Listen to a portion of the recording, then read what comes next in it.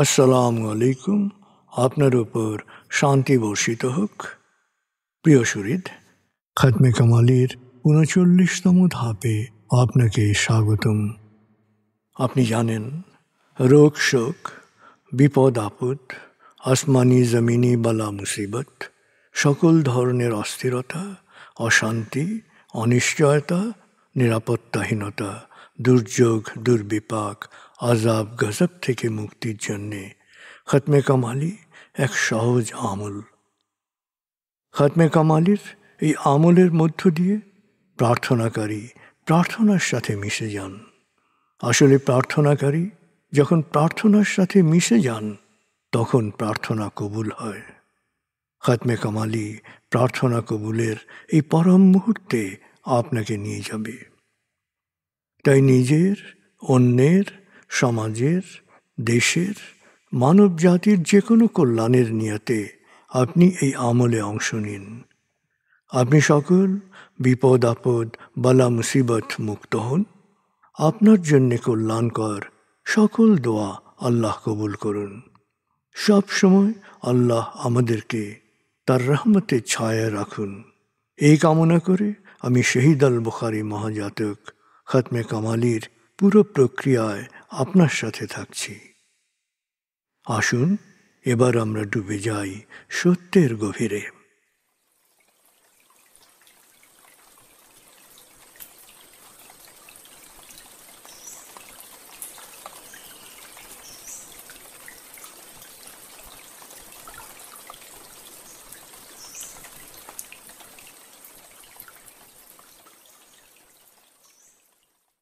হে আল্লাহ, বিতাড়িত শয়তান থেকে আমি তোমার আশ্রয় প্রার্থনা করছি।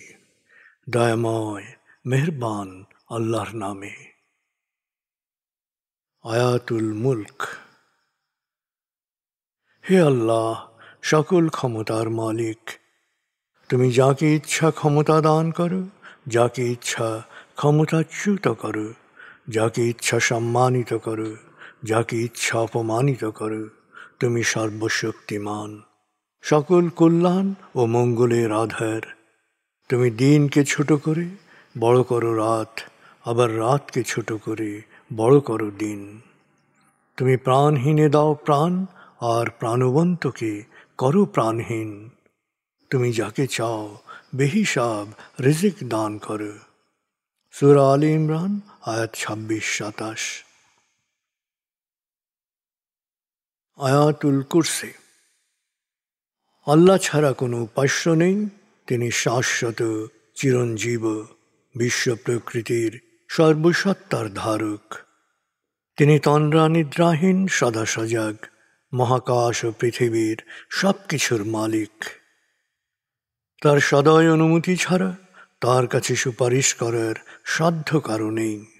দৃশ্যমান বা দৃশ্য, অতীত বা ভবিষ্যৎ, সৃষ্টির সব কিছুই তিনি জানেন।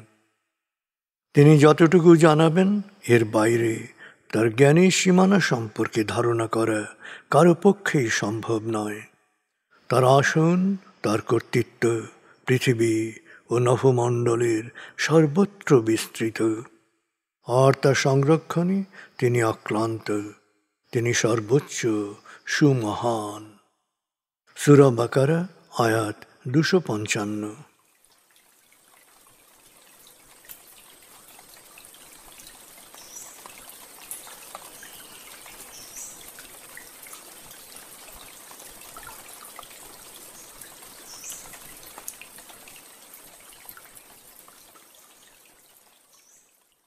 আসুন আমরা ধীরে ধীরে ডুবে যাই হৃদয়ের গভীরে নবী প্রেমে।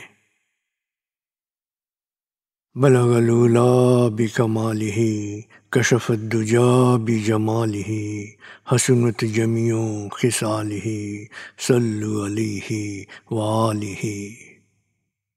بلغ العلا بكماله كشف الدجى بجماله حسنت جميع خصاله صلوا عليه وآله।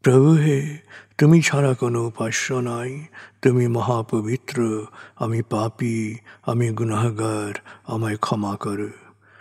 প্রভু হে, তুমি ছাড়া কোনো উপাস্য নাই, তুমি মহাপবিত্র, আমি পাপী, আমি গুনাহগার, আমায় ক্ষমা করো।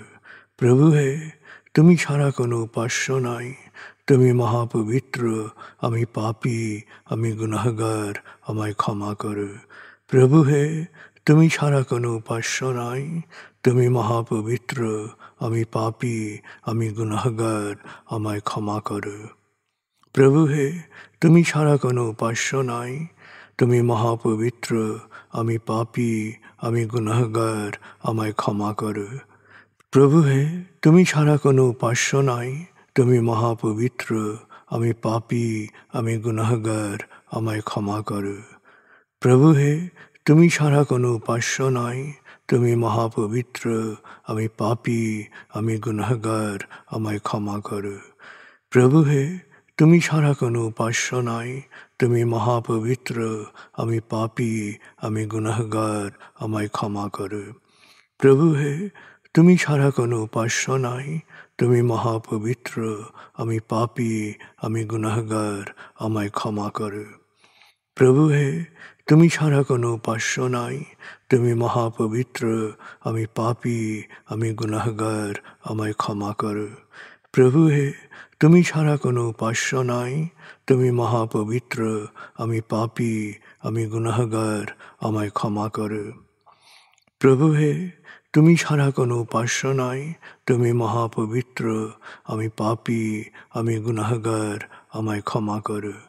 প্রভু হে, তুমি ছাড়া কোনো উপাস্য নাই, তুমি মহাপবিত্র, আমি পাপী, আমি গুনাহগার, আমায় ক্ষমা করো। প্রভু হে, তুমি ছাড়া কোনো উপাস্য নাই, তুমি মহাপবিত্র, আমি পাপী, আমি গুনাহগার, আমায় ক্ষমা করো। প্রভু হে, তুমি ছাড়া কোনো উপাস্য নাই, তুমি মহাপবিত্র, আমি পাপী, আমি গুনাহগার, আমায় ক্ষমা করো। প্রভু হে, তুমি ছাড়া কোনো উপাস্য নাই, তুমি মহাপবিত্র, আমি পাপী, আমি গুনাহগার, আমায় ক্ষমা করো। প্রভু হে, তুমি ছাড়া কোনো উপাস্য নাই, তুমি মহাপবিত্র, আমি পাপী, আমি গুনাহগার, আমায় ক্ষমা করো। প্রভু হে, তুমি ছাড়া কোনো উপাস্য নাই, তুমি মহাপবিত্র, আমি পাপী, আমি গুনাহগার, আমায় ক্ষমা করো।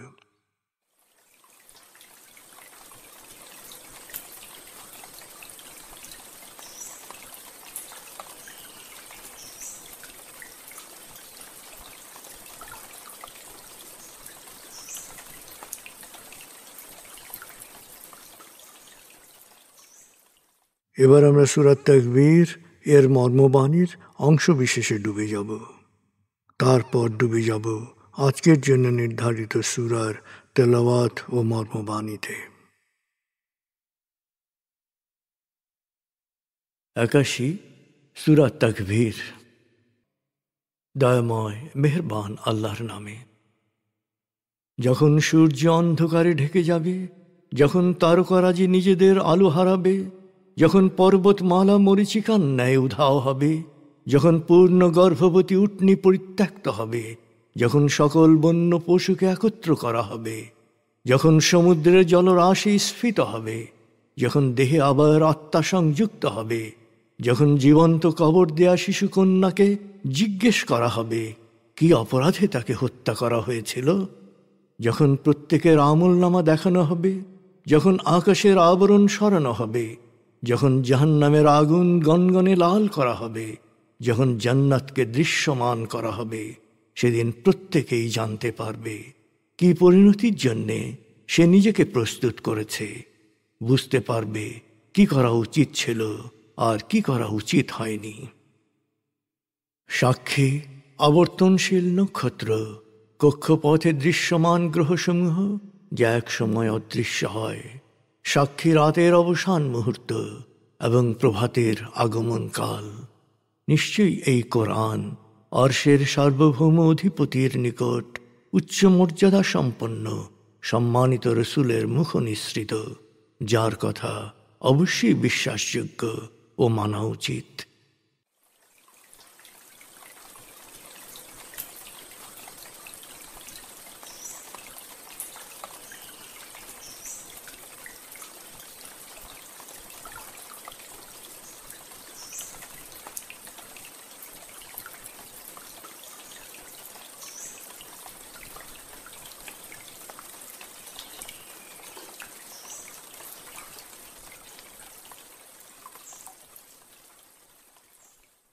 এবার আমরা সূরা যুখরুফ 1 থেকে 25 আয়াতের তেলাওয়াত ও মর্মবাণীর গভীরে ডুবে যাব। 43 সূরা যুখরুফ। বিসমিল্লাহির রহমানির রহিম। হামিম ওয়াল কিতাবিল মুবিন।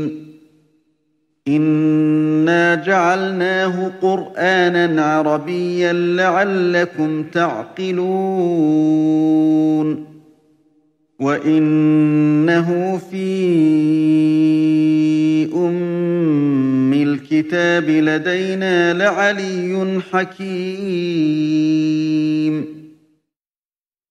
أفنضرب عنكم الذكر صفحا أن كنتم قوما مسرفين وكم أرسلنا من نبي في الأولين وما يأتيهم من نبي إلا كانوا به يستهزئون فأهلكنا أشد منهم بطشا ومضى مثل الأولين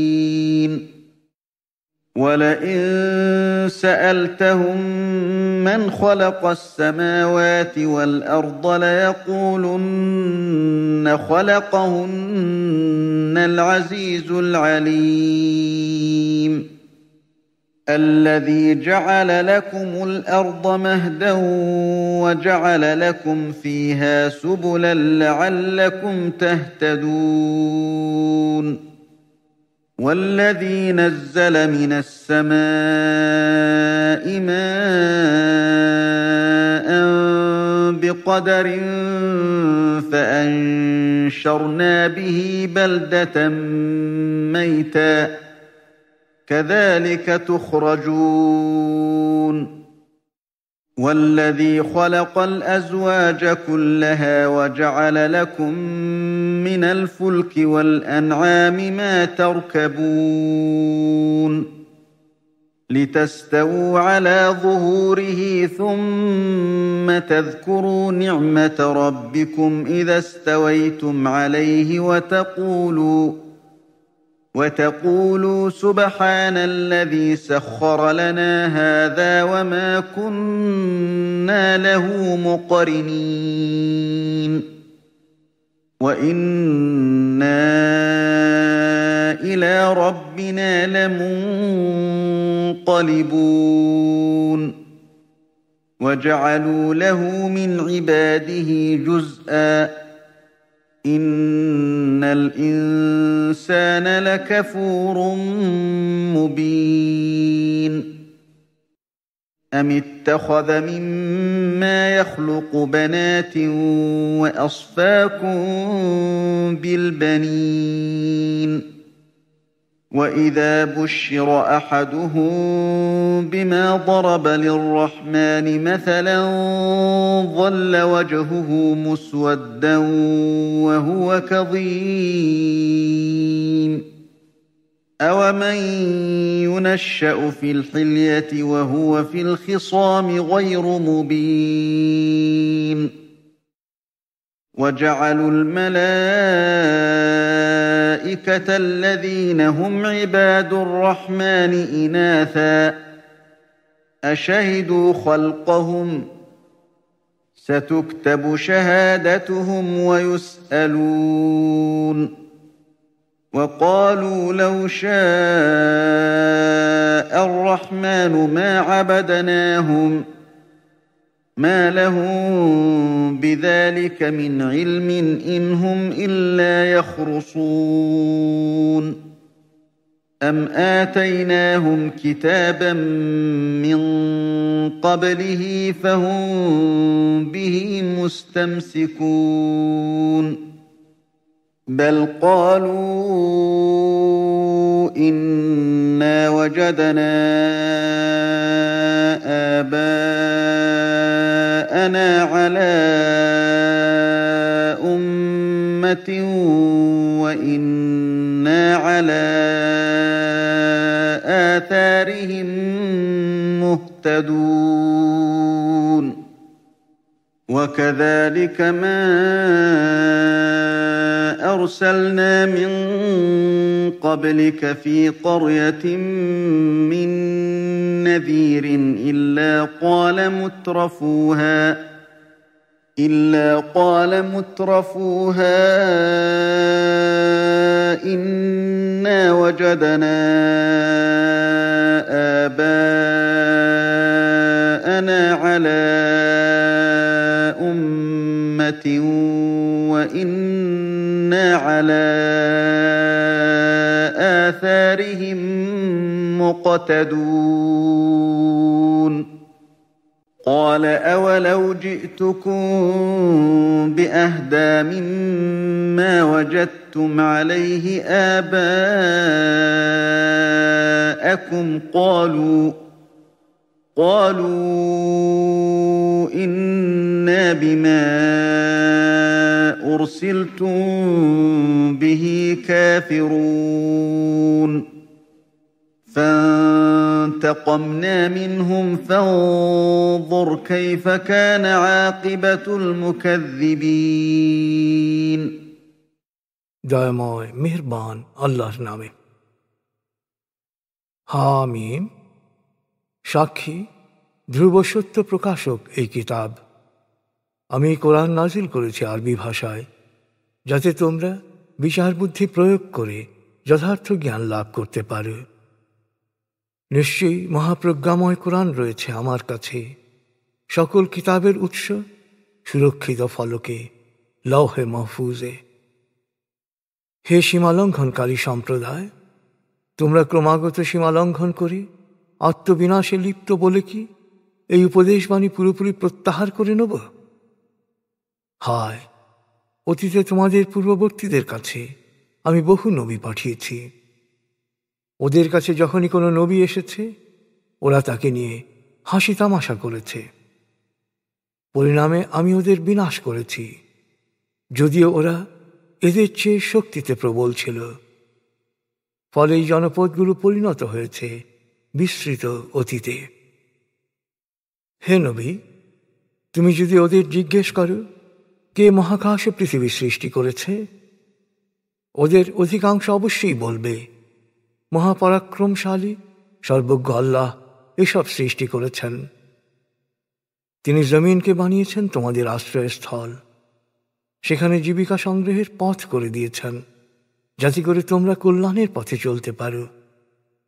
তিনি আকাশ থেকে বৃষ্টি বর্ষণ করেন বারবার পরিমিতভাবে, আর তা দিয়ে নিষ্প্রাণ রুক্ষ জমিনকে সজীব করে তোলেন।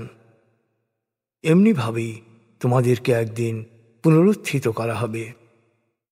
তিনি সব কিছুই জোড়ায় জোড়ায় বিপরীত পরিপূরক রূপে সৃষ্টি করেছেন।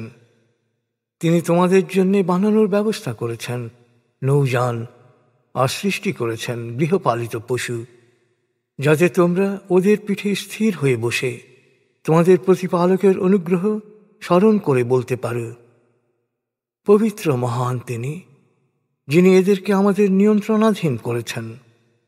তা না হলে আমরা এদের নিয়ন্ত্রণ করতে পারতাম না, আর আমরা অবশ্যই আমাদের প্রতিপালকের কাছে ফিরে যাব।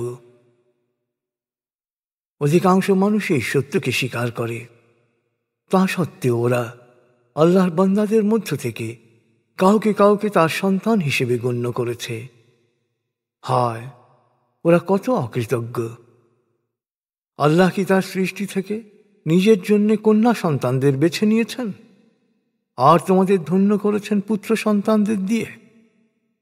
অথচ ওদের অবস্থা হচ্ছে, ওরা দয়াময়ের সন্তান বলে যাদেরকে অভিহিত করে, সেই কন্যাদের জন্মের সংবাদ যদি ওদেরকে দেয়া হয়, তখন ওদের মুখ কালো হয়ে যায়।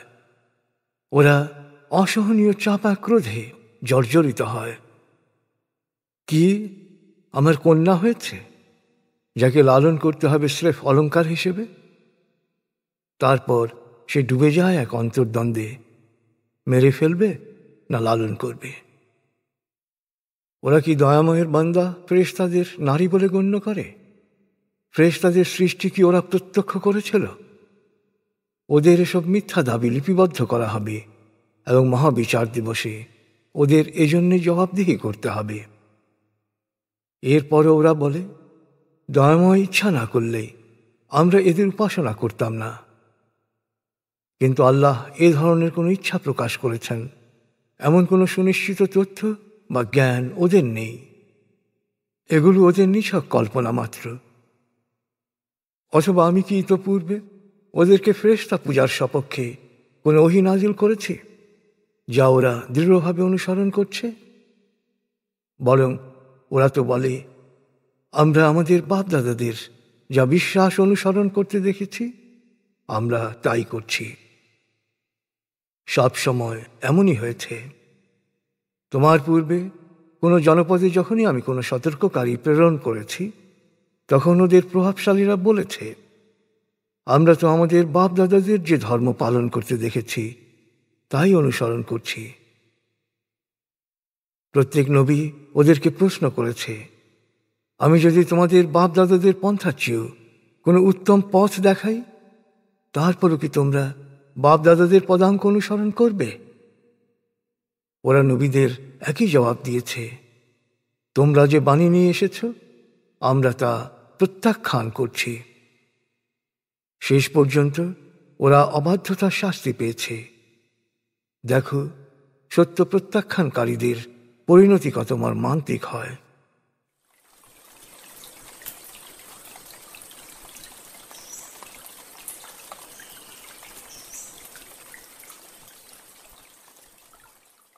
আপনি এতক্ষণ মর্মবাণীর গভীরে ডুবেছিলেন। এবার আপনার মনে মর্মবাণীর যে বিষয়গুলো দাগ কেটেছে, সেই বিষয়গুলোর ভাবনায় ডুবে যান।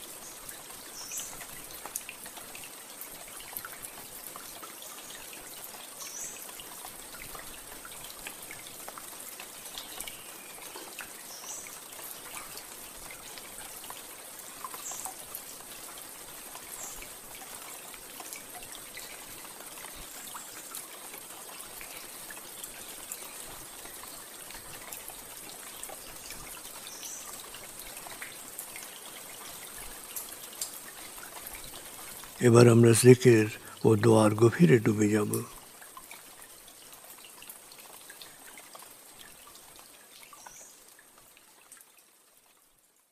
এবার হালকাভাবে চোখ বন্ধ করুন, লম্বা দম নিন, নাক দিয়ে দম নিন, আস্তে আস্তে মুখ দিয়ে দম ছাড়ুন। দম নেবেন পেটে, ছাড়বেন মুখ দিয়ে। দম নেওয়ার চেয়ে দম ছাড়তে সামান্য বেশি সময় নিন।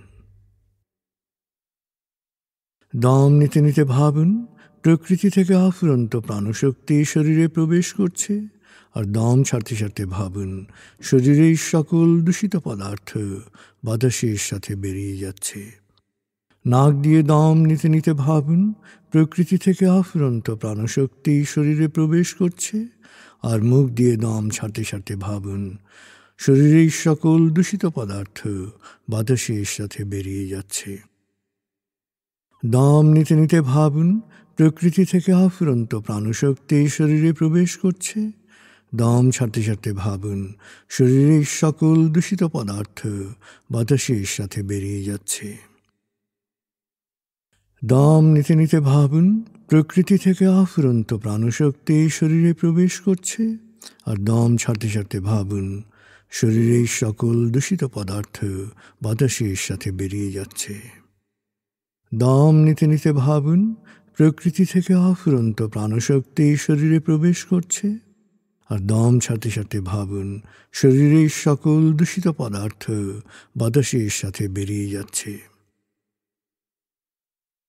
এবার দম স্বাভাবিক হতে দিন। স্বাভাবিকভাবে নাক দিয়ে দম নিয়ে নাক দিয়ে দম ছাড়ুন। আপনার অঙ্গ শিথিল ও নিষ্প্রাণ হয়ে আসছে। এবার নাক দিয়ে ধীরে ধীরে দম নিয়ে বেশ সময় নিয়ে ধীরে ধীরে নাক দিয়ে দম ছাড়ুন।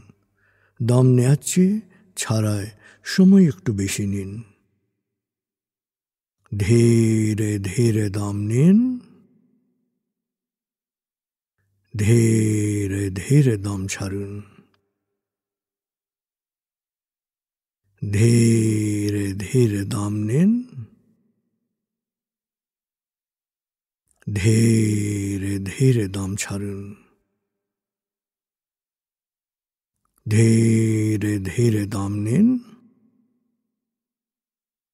ধীরে ধীরে দম ছাড়ুন। ধীরে ধীরে দম নিন, ধীরে ধীরে দম ছাড়ুন। ধীরে ধীরে দম নিন, ধীরে ধীরে দম ছাড়ুন। এবার দম স্বাভাবিক হতে দিন। আপনি এখন দম খেয়াল করুন। বাতাস নাক দিয়ে ফুসফুসে প্রবেশ করছে, আবার বেরিয়ে আসছে। আপনার পুরো মনোযোগ নাকে দমের প্রবেশ পথে দিন। বাতাস স্বাভাবিক যাওয়া আসা করুক, আপনি শুধু দম খেয়াল করুন।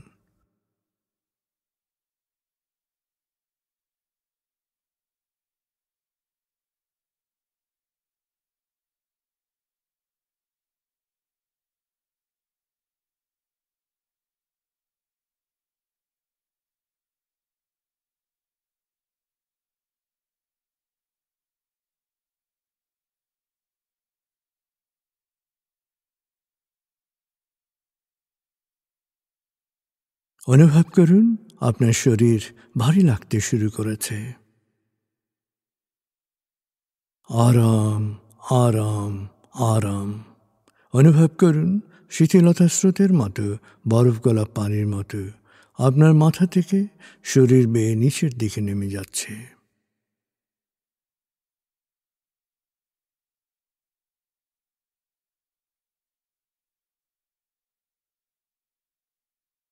আপনি এখন পুরোপুরি শিথিল। শিথিলায়নের গভীর স্তরে প্রবেশ করেছেন আপনি।